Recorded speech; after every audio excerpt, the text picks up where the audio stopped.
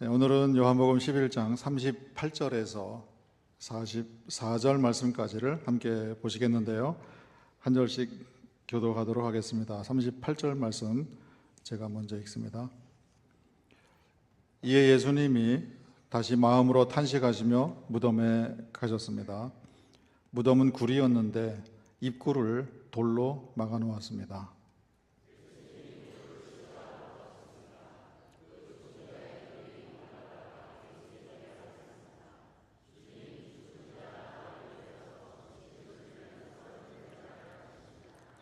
예수님이 마르다에게 말씀하셨습니다. 그대가 믿으면 하나님의 신의 영광을 보게 되리라고 내가 말하지 않았는가?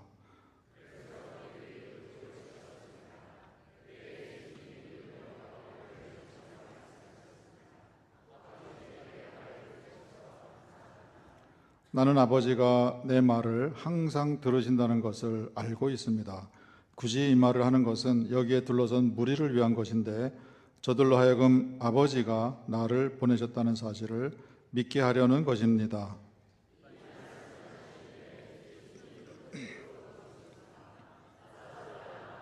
같이 읽습니다. 죽었던 사람이 손과 발이 배로 둘러 묶인 채로 나왔습니다. 그의 얼굴은 천으로 쌓여 있었습니다. 예수님이 그들에게 말씀하셨습니다. 수의를 풀어주어 나사로가 다니게 하시오. 아멘. 나사로야 나오라, 이런 제목으로 말씀을 나누려고 합니다. 저희가 늘 강조하는 내용인데요, 이 본문을 통해서 우리에게 주시는 말씀 이치를 우리가 얻고 그 이치를 먹어야 돼요. 먹는 것은 우리가 반복 묵상을 해서 우리의 뇌리로 기억하는 것이고요, 그리고 실전 상황에서 그 말씀 이치들이 우리에게 기억이 나주는 그런 정도까지 이 말씀 이치들을 친숙하게 반복해서 우리가 학습을 하셔야 돼요. 근데 이 말씀 이치뿐만 아니라 이 말씀 이치가 나오게 된 이 본문의 배경을 같이 기억을 하셔야 돼요. 또는 이 설교를 들으신 이후에 이 본문을 나중에라도 다시 읽으실 때 이 본문 속에 이런 말씀 이치가 들어있었지, 그것이 같이 생각나주는 그런 수준으로까지 매주일 그 말씀을 들으시고 그 말씀 이치를 묵상하시고 또 반복해서 기억하시는 그 일을 우리 성도님들이 노력을 좀 해주시면 큰 유익이 있을 것으로 확신합니다. 오늘도 이 말씀을 우리가 같이 묵상하면서 몇 가지 말씀 이치들을 살펴보도록 하겠습니다. 예수님이 마음으로 탄식하시면서 무덤으로 가셨어요. 예수님이 머무시던 그 마을 오기로부터 무덤까지는 아마 이동하는 그 거리가 있었을 거예요. 마리아만 나온 것이 아니고 마르다도 다 나온 거예요. 그러니까 위로하러 문상으로 왔던 모든 유대인들도 다 같이 그곳까지 나와서 함께 이동을 하는 그 장면을 우리가 생각하시면 돼요. 드디어 이제 무덤 앞에 왔어요. 그 무덤은 굴로 된 거예요. 당시의 풍습이 굴을 무덤으로 사용하는데, 그런 경우에는 어느 정도 재력이 있는 집안의 무덤이구나 하는 것을 우리가 알 수 있어요. 그 무덤의 입구를 돌로 막아 놓았어요. 이것은 나중에 예수님이 장사되시고 무덤에 놓이셨을 때 그 무덤 입구를 돌로 막아 놓은 그런 장면을 우리에게 연상시켜 주는 거죠. 그 무덤 앞에 예수님과 마르다와 마르다 그리고 모든 조문객들이 다 모여 있어요. 그곳에서 예수님이 명령하십니다. 돌을 치우라. 돌을 치우라. 근데 그러면 이제 장정들이 가서 예수님이 말씀하셨으니까 돌을 이제 치우러 움직이겠죠. 그런데 그 대목에서 마르다가 이런 얘기를 합니다. 주님, 죽은 지가 나흘이 되어서 지금쯤에는 썩은 냄새가 날 것입니다. 상식적으로 맞는 거죠. 그렇지 않습니까? 나흘이 됐다 한다면은 죽은 게 확실한 것이죠. 다시 회생할 가능성은 없는 것이죠. 이제 썩은 냄새가 나는 거예요. 그건 상식적으로 맞는 말이에요. 현실적으로도 그런 상태에서 돌문을, 무덤문을 여는 것은 바람직하지 않습니다. 그런 생각, 그것도 뭐 틀린 생각 같지는 않아요. 그러나 이 장면에서 우리에게 주시는 귀한 메시지가 있습니다. 그것은 다른 게 아니라 이런 것이에요. 하늘아버지가 하시는 일을 막아서지 말라. 하늘아버지가 하시는 일을 막지 말라. 그런 얘기예요. 저를 따라서 한번 하실까요? 하늘아버지가 하시는 일을 막지 말라. 예수님이 돌을 치우라 하셨어요. 그러면 돌을 치워야죠. 상식적으로 예수님이 좀 부당한 명령을 내리신 거 아닌가? 현실적으로 타당하지 않은데 이거는, 이런 생각이 마르다에게서 올라온 거예요. 그래서 다름 아닌 마르다가, 예수님하고 가장 지금 이 장면에서는 가장 가깝게 대화를 하고 있는 마르다가 예수님한테 이런 얘기를 하는 거예요. 주님, 죽은 지가 나흘 되어서 지금쯤에는 썩은 냄새가 날 겁니다. 예수님의 명령을 막아서는 역할을 마르다가 지금 하고 있는 거예요. 예수님이 하시려는 일에 이런 모습을 걸림돌이다, 방해다, 이렇게 우리가 표현할 수 있는 거예요. 어떻게 이런 일이 일어날 수 있겠는가? 예수님이 돌을 치우라고 하셨으면은 돌을 그냥 치워야 되잖아요. 그런데 사실은 이 모습이 마르다의 모습뿐만이 아니고 오늘 저와 우리 성도님들의 모습이 아닌가, 그런 경고를 우리에게 주시는 거예요. 말씀은 이렇게 말씀하세요. 그런데 우리가 들을 때 상식적으로 그 말씀이 맞기는 하지만은 상식적으로 조금 이거는 좀 부당한 것 같습니다. 또는 현실적으로 그 말씀대로 하기에는 뭔가 좀 분위기에 맞지 않는 것 같습니다라는 생각이 우리에게서 올라올 수 있는 거예요.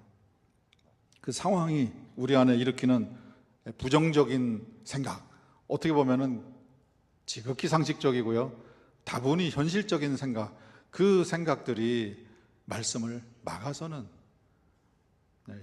주님께서 행하시려고 하는 그 일을 막아서는 그런 역할을 할 수가 있다. 그런 마르다와 같은 생각, 마르다와 같은 역할을 다름 아닌 내 자신이 할 수 있고 또 하고 있다라는 사실을 우리에게 깨우쳐 주시는 것이에요. 우리가 말씀을 배워요. 말씀을 또 믿는다고 해요. 그러나 구체적인 어떤 실전 상황으로 들어갔을 때 상식적으로 말씀은 들었지만은 그러나 상식적으로 이거는 맞지 않는 것 같아. 또는 현실적으로 이거는 좀 맞지 않는 것 같아. 이런 생각이 우리에게서 올라오게 되면 말씀을 밀어내는 그런 역할을 하게 된다고요. 그러나 우리가 꼭 기억하시고요, 이것을 실천하시면 좋을 것 같아요. 우리에게 주시는 그 말씀을 우리가 부정적인 생각으로 또 내 경험과 내 판단과 내 지식으로 그 말씀을 막아서는 그런 일을 하지 않아야겠다. 또 우리도 말씀을 들으면서 지금 이 순간에도 오늘 설교 말씀을 들으면서도 말씀에 대해서 그러나, 하지만 하고 내 속에서 올라오는 말씀과 조금 어긋나는 생각들이 있을 수가 있어요. 그런 것들을 우리가 내려놓고 그런 생각이 우리에게 올라올 때 그 생각들을 막아내는, 우리가 그 생각을 막아야지 그 생각으로 말씀을 막는 이런 일은 우리가 하지 않아야겠다. 이런 것을 일컬어서 내가 내 자신과 싸워야겠다. 우리 자신과 내 속에서 올라오는 생각들과 열심히 싸우셔서 내 생각을 내려놓으시고 말씀이 가는 길을 막지 않으시는 우리 성도님들 되시기를 바랍니다. 예수님이 그 마르다에게 이렇게 말씀하세요. 40절 말씀이에요. 그대가 믿으면 하나님의 영광을, 신의 영광을 보게 되리라고 내가 말하지 않았는가. 믿으면 하나님의 영광을, 신의 영광을 보게 될 것이다. 그 말씀은 믿지 않으면 하나님의 영광을, 신의 영광을 보지 못하게 된다, 그런 얘기예요. 믿으면 기적이 나타나는 현장을 보게 될 것이지만 믿지 않으면은 하나님의 능력이 나타나는 것을 경험하지 못하게 된다. 그 말씀이세요. 예수님이 사역의 일정에 따라서 고향을 들르신 적이 있습니다. 우리 성도님들이 다 기억하시는 그런 장면이에요. 고향에 가셨는데 고향 사람들이 예수님을 믿지를 않았어요. 이 친구가 누군가? 어렸을 때부터 자라는 모습을 다 봤잖아요. 그 아버지가 요셉 아니냐? 그 말은 우리가 그 집안 형편을 다 아는데 그 목수인 요셉의 아들 아니야? 그런 거죠. 어렸을 때부터 학교도 다니지 않고 공부한 적도 없고, 그런데 어디서 이런 지혜를 얻었지? 인정을 못하는 거예요. 믿지를 못하는 거예요. 그곳에서 예수님이 능력을 많이 행하지 않으셨어요. 다른 본문에는 능력을 행하실 수 없었다 이렇게 말씀하세요. 그거는 예수님의 능력이 부족하거나 또는 사람들의 믿음의 상태에 따라서 능력이 나타나기도 하고 또 영향을 받아서 능력이 나타나지 못하게 되고, 그런 차원에서 능력을 많이 행하시지 않았다, 그런 말이 아니에요. 예수님의 능력은 한이 없으시죠. 그러나 믿지 않으면은 그 한없는 능력을 가진 예수님의 능력이 나타나지 않는데, 그 이유는 믿지 않는 자들은 그 기적을, 그 능력을 체험할 자격이 없는 자들이다. 그것을 우리에게 알려주시는 거예요. 우리에게 말씀을 주시고 그 말씀이 기적으로 나타나는 그것을 다 기획을 하셨는데 그걸 우리가 막아서고요, 믿지를 않으면은 능력이 나타나지를 않는 거예요. 예수님이 많은 병자들을 치유해 주셨어요. 그리고는 확인시켜 주셨어요. 내 믿음이 너를 낫게 했다. 그것은 너의 믿음이 나의 능력이 나갈 수 있는 자격을 너희에게 주었다. 이제 그런 의미가 되죠. 우리 성도님들께서는 내게 주시는 말씀을 믿으시기 바랍니다. 내게 주시는 말씀은 믿으셔야 돼요. 내가 만약에 믿지 않으면 아무리 나에게 들려주시는 그 말씀이라도 말씀이 능력으로 기적으로 내 삶에 역사하지를 못하게 된단 말이에요. 우리가 믿어야 그 말씀이 내 삶으로 뚫고 들어와서 말씀 그대로 역사가, 기적이 일어나는 일이 일어나게 되는 거예요. 믿으면, 그대가 믿으면 하나님의 영광을 보게 될 것이라 내가 말하지 않았느냐. 이 말씀이 우리 성도님들의 삶에서 실천되어지는 귀한 말씀이 되기를 바랍니다. 기적을 볼 자격은 우리 모두가 다 갖고 있어요. 우리가 믿으면 우리 삶의 현장에서 하나님의 영광을, 우리 하늘 아버지의 영광을 보는 그 놀라운 일이 일어나게 될 것으로 확신합니다. 그런 말씀을 주신 다음에 사람들이, 장정들이 이제 가서 그 돌을 이제 치웠어요. 그때 예수님이 두 가지를 보여주세요. 하나는 이제 모수, 동작으로 뭔가를 보여주신 거예요. 눈을 들어 하늘을 보셨어요. 하늘을 쳐다보시는 그런 이제 동작을 취하신 거예요. 그런 다음에 그 상태에서 말씀하신 거예요. 하늘을 향해서 말씀하는 거예요. 뭐라고 말씀하시나? 하늘을 바라보시면서 아버지, 크게 말씀하시는 거예요. 아버지, 내 말을 들으셔서 감사합니다. 나는 아버지가 내 말을 항상 들으신다는 것을 알고 있습니다. 지금 하늘을 쳐다보시면서 말하는 거예요. 하늘을 향해서 말하는 거예요.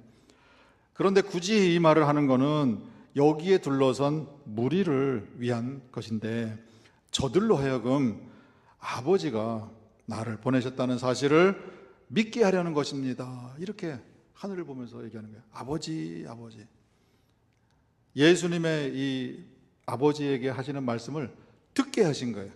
눈으로는 예수님이 하늘을 향해서 눈을 뜨시는 그 모습을 보게 하셨고, 하늘에 뭐가 있나? 근데 아버지를 부르시고 아버지가 대화하시는 그 소리를 듣게 하신 거예요. 그 모습을 보게 하셨고 그 소리를 듣게 하신 거예요. 이것이 무엇을 의미하는가? 이 땅에 하늘아버지의 자녀들로 사는 사람들은 이 모습으로 살아야 된다. 그것을 알려주시는 거예요.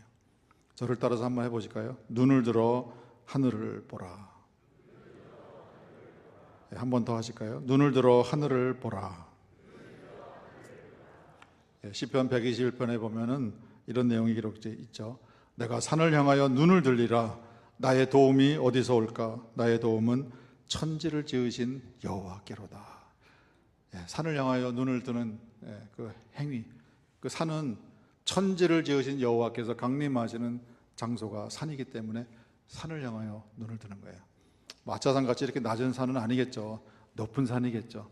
고개를 높이 드는, 그거는 우리가 일상 속에서 하늘 쳐다보시는 그런, 하루에 한 번은 하늘을 쳐다보세요, 이런 그런 권면도 있지만은 그런 것도 해볼 필요는 있어요. 그러나 중요한 거는 우리의 마음으로, 우리의 가슴으로 항상 밤이나 낮이나 항상 우리의 마음으로 하늘 아버지를 바라보시고 우리의 가슴으로 아버지를 부르는 이런 관계를 유지하는 삶을 살아가야 한다. 그런 기본 동작을 우리에게 알려주신 거예요. 우리 세움 공동체 속한 아버지의 자녀들, 우리의 가슴으로 늘 하늘을 향하고요, 그리고 하늘에 계시는 우리 아버지를 늘 찾고 아버지와 늘 대화하시는 그런 삶으로 들어가시는 우리 성도님들 다 되시기를 간절히 바랍니다. 예수님이 들려주신 이 말 중에 구약과 신약 전체를 관통하는 이 복음의 핵심을 여기서 말씀하세요. 저들로 하여금 기적을 보고 나사로가 죽었다가 살아나는 그 기적을 보고 믿게 하세요. 기적이 중요한 것이 아니에요. 기적을 통해서 얻는 더 중요한 목적이 있어요. 그것은 다른 것이 아니에요. 아버지가 나를 보내셨다. 이것을 저들이 믿도록 하기 위한 것입니다. 그렇게 말씀을 하세요. 아버지가 나를 보냈다. 천지를 지으신 여호와께서 예수님을 이 땅에 보내셨다. 왜 보내셨는가? 인류를 구원하시기 위해서 보내셨다. 이 간단한 이 말 속에 성경 전체가 다 들어있는 거예요. 우리는 그거를 믿어야 되는 거예요. 그 속에 하늘아버지의 사랑이 있죠. 예수 그리스도의 사랑이 있죠. 우리를 위한 희생이 있죠. 그 속에서 사탄의 권세가 무너지는 그런 놀라운 영적 싸움의 결말이 있는 것이죠. 그 많은 내용들이, 성경의 전체 내용이 이 한 표현에 담겨 있는 거예요. 천지를 지으신 여호와께서 예수님을 이 땅에 보내셨습니다. 그 예수님은 누구예요? 사도행 요한복음 시작에 태초에 말씀이 계시니라, 로고스가 계시니라. 이 말씀이 하나님과 신과 함께 계셨고 이 말씀이 곧 하나님이었더라. 이 말씀이 곧 신이셨다. 그런 내용이 기록되어 있어요. 예수님은 인간으로 이 땅에 오셨지만은 사실은 이분은 인간이 아니라 신이셨어요. 하나님이셨어요. 인간의 몸을 입고 이 땅에 오신 그런 분이셨다.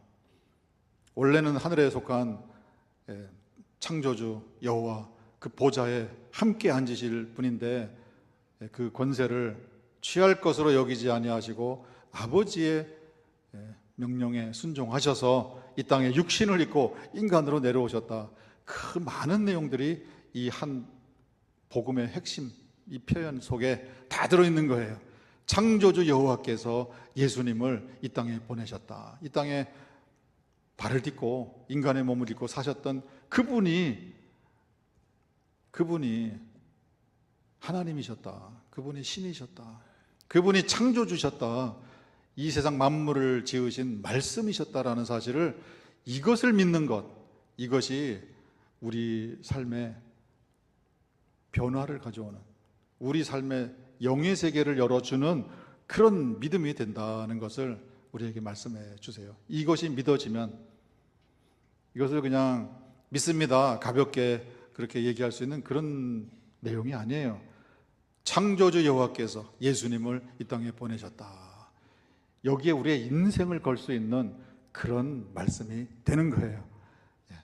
이것을 저들로 하여금 믿게 하도록 죽은 나사로를 살리는 기적을 일으키는 그 목적이 그 믿음을 저들에게 주기 위한 것입니다. 우리 성도님들에게 그 믿음이 있게 되기를 바랍니다. 우리 눈앞에 현장에서 우리가 나사로가 죽었다 살아나는 그것을 체험한 것은 아닐지 몰라도, 그러나 우리가 확실한 믿음을 우리가 붙들고 그 믿음으로 우리가 살아갈 때 우리 앞에 하늘이 임하고 영의 세계가 열려지는, 그리고 말씀이 말씀 그대로 우리 삶의 현장에서 역사하는 그 기적의 현장을 우리가 모두 체험하는 우리 성도님들이 되실 것으로 확신합니다. 예수님이 이 세상에 오셨어요. 그것은 사탄에 대한 심판을 의미합니다. 그동안에 모든 인류를 죄와 사망과 어둠 속에 가두어 두고 다스리고 지배하고 통제하던 사단의 권세가 드디어 깨지고 종살이하던 인류를, 특별히 하나님 나라의 백성들을, 하늘 아버지의 자녀들을 구출해 내시는 그 일을 위하여 예수님께서 이 땅에 오셨다 하는 것을 우리가 기억한다면은, 예수님이 이 세상에 오신 그 의미는 우리가 평생 또 되새기고 되새겨도 우리의 가슴 속에 한없이 기쁨과 감사와 눈물을 흘리게 만드는 그런 구절이 아닐 수가 없는 거예요. 아버지가 예수님을 보내셨다. 이 사실을 우리가 살아있는 동안에 꼭 믿고 살아가시는 이 믿음 때문에 우리가 승리하시는 우리 성도님들 다 되시기를 간절히 바랍니다. 드디어 예수님께서 그런 말씀을 주신 후에 큰 소리로 외칩니다. 그래서 성경에 큰 소리 이렇게 이제 많이 나와요. 요한계시록에 가면은 이 땅에 살았던 모든 성도들이 보좌 앞에서 큰 소리로 외치고 하는, 그런 큰 소리로 외치는 그런 이제 장면들이 많이 기록되어 있는데요. 이 장면에서 예수님께서 큰 소리로 외치신 거예요. 부르신 거예요. 글쎄요, 얼마나 큰 소리로 하셨을까요? 나사로는 지금 죽어 있는데요. 사람들이 많이 모여 있는데요. 글쎄, 그 사람들이 다 들을 정도의 큰 소리였을까요? 제 생각에는 온 우주가 진동할 수 있는 그런 큰 소리로 부르시지 않았을까. 나사로야 나오너라. 아주 큰 소리 외쳤어요. 제가 외치고 싶은 마음은 있는데요, 제가 목소리가 변변치 않아가지고 목소리 크게 했다가 또 목이 또 쉬면 또 성도님들 걱정하실까봐 크게 소리는 안 내겠는데요, 제가 낼 수 있는 소리보다도 더 큰 소리로 아마 큰 소리로 외치셨을 거예요. 나사로야 나오라. 그랬더니 죽었던 사람이 손과 발이 배로, 죽은 사람의 손과 발은 다 꽁꽁 묶는 거잖아요. 글쎄 발을 묶었는데 어떻게 강시같이 콩콩 튀어서 나왔는지 우리가 알 수는 없어요. 그러나 묶인 채로 나사로가 나왔어요. 얼굴에는 천으로 쌓여 있었어요. 예수님이 그들에게 말씀하셨어요. 수위를 풀어주어 나사로가 다니게 하라. 나사로가 다니게 하라. 나사로가 다니게 하라. 이 맨 마지막 말은요, 이스라엘 백성들이 들을 때는요, 정말 머리에 뚜껑이 확 열리는 아주 새로운 계시를 주시는 그런 내용이 아닐 수가 없어요. 왜 그런가 하면요, 여호와께서 모세를 바로에게 보내셔요. 이스라엘 백성을 드디어 해방시키기 위해서, 구원해내시기 위해서. 그때 바로 앞에 가서 선포한 내용이 바로 이거란 말이에요. Let my people go. 내 백성으로 가게 하라. 그거거든요. 영어 성경에 그렇게 되어 있는 거예요. 근데 영어 성경에 요 나사로가 다니게 하시오 이걸요, Let him go. 요 정도만 해도 목이 쉬려고 그러는데 Let him go. 이스라엘 유대인들의 귀에는요, 모세가 바로를 향해서 외쳤던 그 음성이 들렸을 거예요. Let him go. 내 자녀를 가게 하라. 무덤이 더 이상 붙들고 있지 못하고 무덤에서 빼내어서 가게 하라. 이스라엘 백성을 마치 애굽의 노예살이로부터 건져내서 내 백성으로 하여금 가게 하라 라고 모세가 외쳤던 것처럼 예수님이 지금 그 선언을 지금 하고 계시는 거예요. 그러니 이것은 바로를 향해서 외치는 것이 아니라 사탄을 향해서 외치는 이 웅장한 이 울림, 그것을 예수님이 외친 거예요. 구약에서 여호와께서 불러내시는 장면들이 많은 장면들이 기록되어 있어요. 다 상징적인 의미가, 역사적인 의미도 있지만은 상징적인 의미도 있는 거예요. 아브라함을 불러내셨어요. 어디로부터 불러내셨느냐? 우상 숭배의 본거지인 갈대아 우르로부터 불러내셨어요. 어디로? 가나안 땅으로. 내가 알지 못하는 땅으로 내가 너를 인도할 것이다. 본토 친척 아비의 집을 떠나라. 거기에서 나와라. 이렇게 불러주신 거예요. 히브리 민족을 애굽의 종살이에서 불러내 주셨어요. 예수님이 태어나셨을 때 헤롯이 아기들을 죽였어요. 그래서 요셉과 마리아가 잠시 애굽으로 피해 가 있었던 적이 있어요. 근데 헤롯이 죽었다 하는 그 소식을 듣고 다시 이제 고향으로 돌아옵니다. 그 짤막한 역사, 그것을 성경에서 어떻게 해석하느냐? 마태복음 2장에 이렇게 기록되어 있어요. 요셉이 일어나 밤에 아기와 그의 어머니를 데리고 애굽으로 떠나가 헤롯이 죽기까지 거기 있었는데, 이는 주께서 선지자를 통하여 말씀하신 바 애굽으로부터 내 아들을 불러냈다 함을 이루려 하심이라. 예수님이 애굽에 잠시 체류하시다가 나오시는 것을 애굽으로부터 내 아들을 불렀다. 이것은 구약에서 이스라엘 백성을, 히브리 민족을 불러낸 그 말씀과 같은 의미예요. 구약에서 출애굽한 역사는 예수님에게서 완성이 되는 거예요. 예수님이 십자가 죽음을 앞에 두시고 변화산에 올라가세요. 그곳에서 모세가, 엘리야가 나타나서 세 분이 같이 의논하세요. 그 세 분이 의논하시는 주제가 뭐냐? 누가복음에 보면은요, 엑사더스. 이 세 분이 예수님의 엑사더스에 대해서 의논하시더라. 성경의 출애굽기를 뭐라고 부릅니까? 엑사더스라고 한단 말이에요.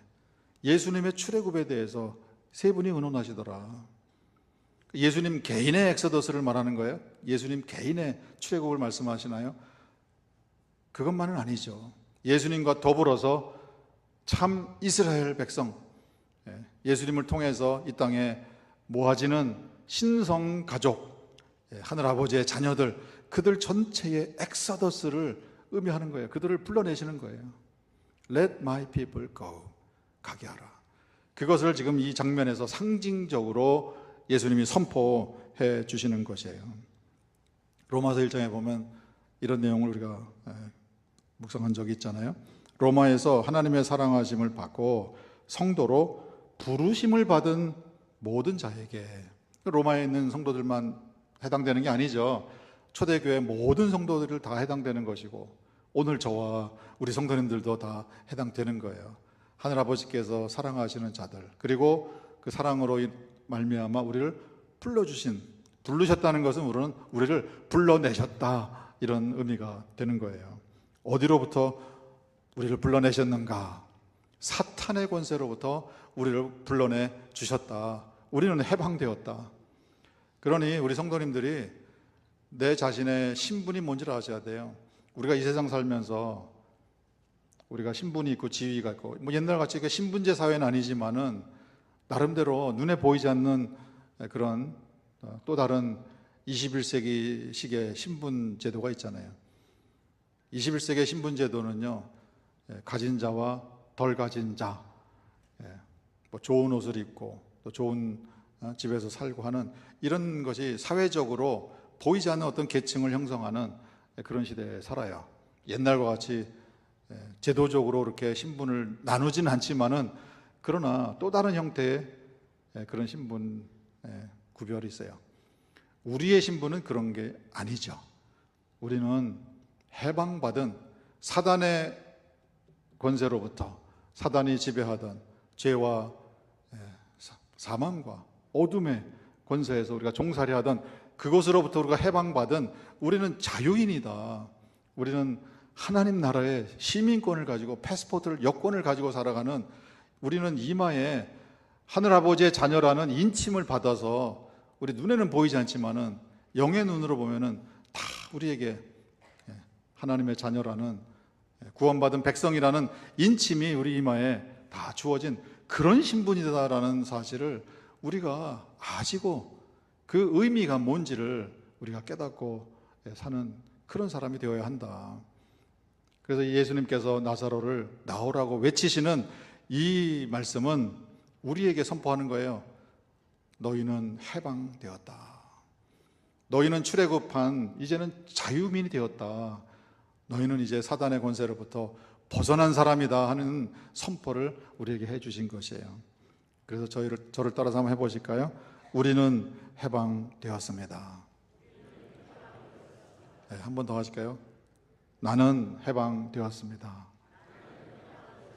네, 그 의미가 무엇인지를 우리가 온전히 깨닫는 날, 진정한 해방된 사람으로 진정 예수님 안에서 그 자유와 평안이 무엇인지를, 그 샬롬이 뭔지를 깨닫고 사는 그런 사람으로 우리가 살 수 있다면은 우리는 이 땅에서 가장 행복한 사람으로 살게 될 줄 믿습니다. 그런 사람들은 이제 수의를 벗어도 돼요. 예수님이 이런 말씀을 주세요. 수의를 풀어주어서 나사로가 다니게 하시오. 나사로를 칭칭 동여매고 있던 그 수의, 손발을 묶고 있던 그 모든 장례의 복장이죠. 그것을 이제는 다 풀어줘야 됩니다. 예수님께서 우리를 해방시켜 주셨어요. 사단의 권세로부터 우리를 놓아 주셨어요. 사단은 우리에게 더 이상 권한이 없습니다. 그런데 왜 수의를 입고 사시는가? 우리가 이 땅에 태어날 때는 영으로 다 죽은 상태로 태어나잖아요. 그러나 예수님을 믿고 하늘아버지와 자녀가 되는 권세를 우리가 얻고 영으로 다시 태어나는 거예요. 성령님으로 다시 태어나 영에 속한 사람으로 이 세상을 살아가게 되는 거예요. 그 전까지는 우리는 다 영으로 죽은 상태예요. 그래서 사실은 이 세상 전체가 육으로는 아무리 시중말로 삐까번쩍하게 살아가는 그런 모습일지 몰라도 영으로는 다 죽어 있는 상태예요. 그 얘기는 뭐예요? 영으로 거듭나기 전에는 이 세상은 무덤이다. 아무리 브랜드 옷을 입고 떵떵거리면서 잘 사는 것 같아도 그들은 다 수의를 입고 살아가는 자들이다. 이 수의가 뭐냐? 이건 사단의 거짓 가르침이고요, 이 세상의 가치관을 말하는 거예요. 이 수의를 입고 거기에 묶여서 살아가는 사람들이 얼마나 많은지 알 수가 없어요. 사도 바울이 로마서에서 외치고 또 외쳤던 것처럼 이제는 우리가 자다가 깰 때가 되지 않았습니까? 낮에와 같이 단정하게 옷을 입으세요. 그 옷은 예수님으로 옷을 입으세요. 그거예요. 우리 성도님들은 수의를 벗어내 던지시기를 바랍니다. 그리고 예수님으로 옷을 입고 살아가시는 우리 성도님들 되시기를 바랍니다. 그것을 달리 말하면요, 이 세상의 언어를 버리시고 영의 언어를 습득하세요. 그렇게 우리가 할 수도 있어요. 이 세상의 가치관을 우리가 내려놓고 따라가지 말고 말씀을 따라서, 말씀을 먹고 말씀을 따라서 사시는 그런 분들이 되세요. 우리가 이 세상으로부터 얻은 상식과 경험과 지식으로 주님이 말씀하실 때에 그 말씀을 막아서는 그런 어리석은 모습을 보이지 말고, 말씀하시면, 나에게 말씀을 주시면 그대로 믿고 이해가 되지 않는다 할지라도 상식적으로, 현실적으로, 경험적으로, 지식적으로 말이 안 되는 것 같아도 주님께서 그렇게 나에게 말씀하셨으면 믿으면 그 말씀이 말씀대로 기적을 일으키는 그것을 우리에게 보여주신다고 했으니까 그런 믿음을 가지는 것이 예수님으로 옷을 입고 이 땅을 사는 그런 모습이 됩니다. 우리 세움교회에 속한 모든 성도님들은 이제는 우리를 칭칭 동여매고 있는 사탄의 거짓 가르침, 진리가 아닌 이 세상이 우리에게 넣어주는 그런 관점과 생각과 사상과 신념들을 다 깨뜨리고, 그리고 세상의 가치관을 내려놓고 예수님의 가르침, 말씀을 따라서 우리가 예수님으로 옷을 입는 그런 성도님들이 다 되실 수 있기를 간절히 바랍니다. 요한계시록 18장에 보면은요, 거기에 큰 성 바벨론이 드디어 멸망하는 장면이 나옵니다.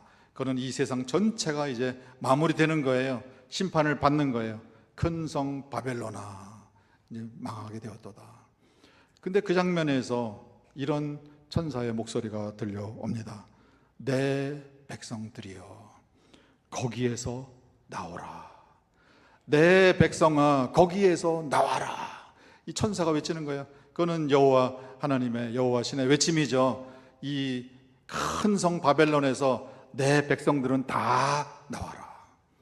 애굽에서 히브리 민족을 불러내신 것처럼, 애굽에서 예수님을 불러내신 것처럼, 그리고 로마에 있는 사람들 가운데 하늘아버지께서, 여호와께서 불러내신 것처럼 이 시대에 세상으로부터 우리를 불러내서 아버지의 자녀로 삼아 주신 그들은 큰 성 바벨론으로부터 나오시오. 빠져나오시오. 그래야 바벨론의 죄에 참여하는 자가 되지 않고 바벨론이 멸망할 때 그 재앙을 같이 받지 않게 됩니다. 그런 경고와 함께 우리를 불러주신 거예요. 마치 소돔과 고모라에서 롯과 그의 가족을 불러내 주신 것처럼 오늘 우리를 불러내 주신 거예요. 그렇다면 우리는 우리에게 덮어 씌워져 있는 이 세상의 수위를 우리가 벗어 던지고 예수님으로, 예수님의 말씀으로, 예수님의 사상으로, 예수님의 가르침으로 우리가 무장하고, 우리가 주의 말씀은 내 발의 등이고 내 길의 빛입니다.